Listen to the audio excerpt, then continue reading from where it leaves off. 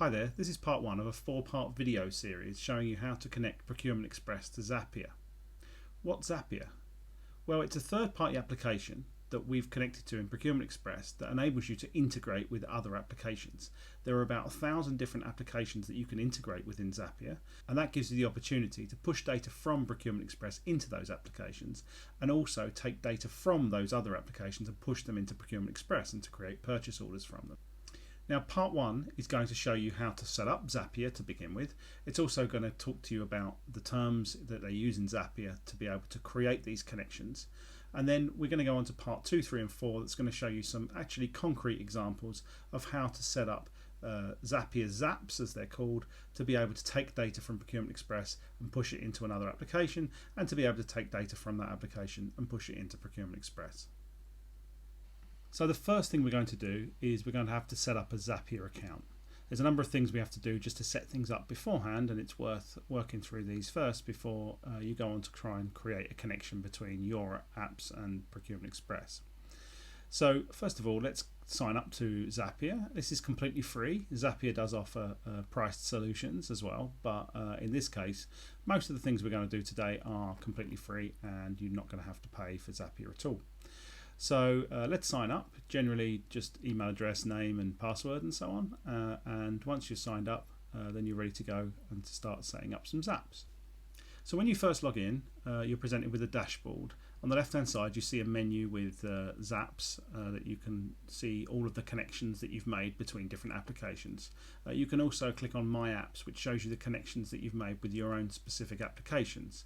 But let's start with what a Zap is. Well, it's basically a piece of code that you set up with kind of drag drop facilities. You don't have to write any code at all. That's going to connect two applications together to allow you to connect Procurement Express, for instance, with an application like Excel. Now, a Zap has kind of two parts to it, an action and a trigger. So the trigger is something that occurs within the application, like within Procurement Express, like a purchase order has been created or a purchase order has been approved. They are all triggers within Zapier. Once the trigger occurs, then you can take the data from the trigger, like the purchase order data itself, and then you can use an action to push that into another application. Now, with that action, you can do lots of different things. You can either push it directly into an application, or you can do some formatting on the data itself to kind of split it up or to take different parts out and so on, and then you can push it into the application afterwards. So the action allows you to format that data and then also to push that into another application. In part 2, 3 and 4, we're going to show you actually how to create those Zaps. But first of all, what we need to do is we need to add our applications into Zapier so that Zapier is able to speak to an application like Procurement Express, or it's able to speak to Google Sheets or Microsoft Excel, those kind of applications. So you have to put your own username and password into the system, into Zapier, so that you can actually connect to those specific Google Sheets or those specific Excel documents or Procurement Express accounts. So the first thing I need to do is actually to connect to the applications that I want to deal with. I need to add those to Zapier so that Zapier can see when certain triggers are happening, when things happen within the application, and also so that Zapier can push data into a different application later on once that trigger occurs. So what I'm going to do is I'm going to click on My Apps on the left hand side, and I'm going to click Add Connection.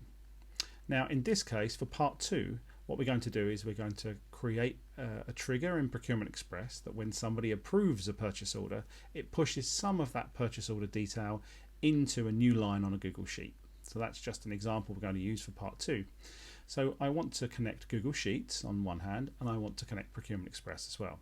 So first of all, I'm going to click on Google Sheets, and it's going to give me an option. Do I want to log into my Google account? Yes, I do. And then it says, can we allow Zapier to have access to your Google account? Yes, we can. Okay, once that finishes, that connection is now made. So now I can access all of the sheets on in my Google account, and then I can push data into a specific sheet, and I'll have a sheet set up so that I can show you. All right, second thing I need to do is I need to add a new connection, and I'm going to type in Procurement Express. There it is. and that comes up with some login details. So username and password for your Procurement Express account, which you need. So I'm going to put in a username and password for Procurement Express.